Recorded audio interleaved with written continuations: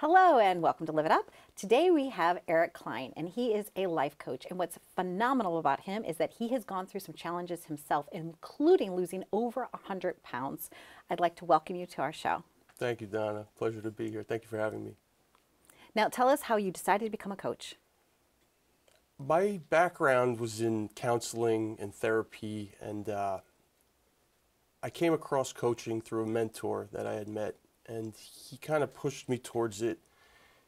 I had a really profound impact on me, and from there I kind of decided to go and seek coaching for myself. And at the time I was really unhealthy, unhappy where I was in life, and the process really helped me to unfold and kind of, break out of my depression and, just kind of unleash, my being within. And what was that moment like for you when you had that aha moment? What happened?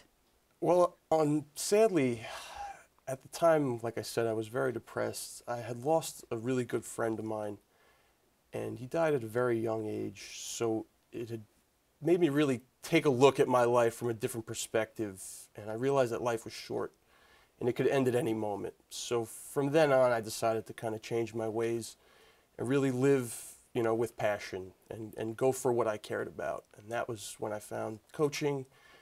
And, the rest is kind of history. From there on, I trained, I became a coach. I had plenty of practice and mentors, and myself included. I lost 100 pounds through learning the process of coaching.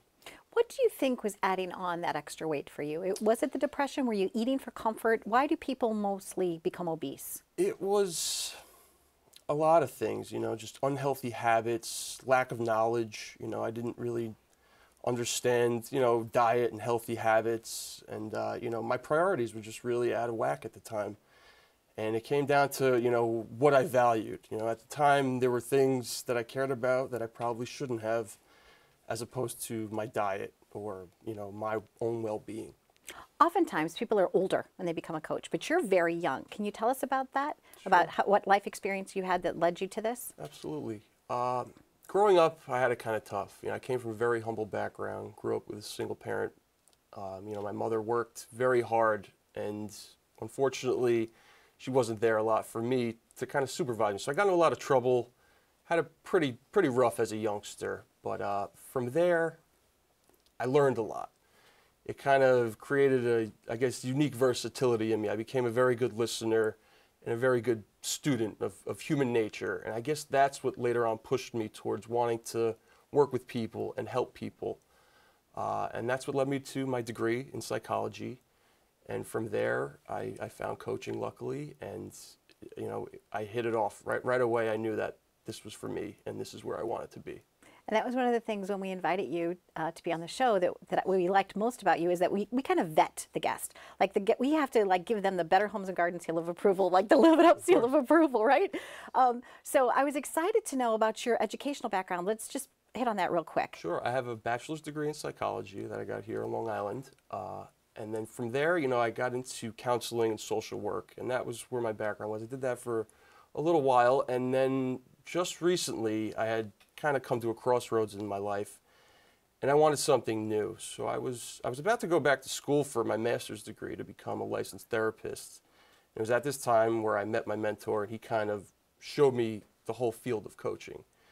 And when I had first heard about it, I was kind of skeptical. What's a life coach? This sounds kind of crazy, but once I found it and really got into it, I knew that it was what was for me. It's very future-focused, positive, motivational, and it's had some very profound shifts for me personally, as well as the people I work with. And that's the best part, is that I get to share in their glory. The stuff that they get to accomplish really has a good effect on me too.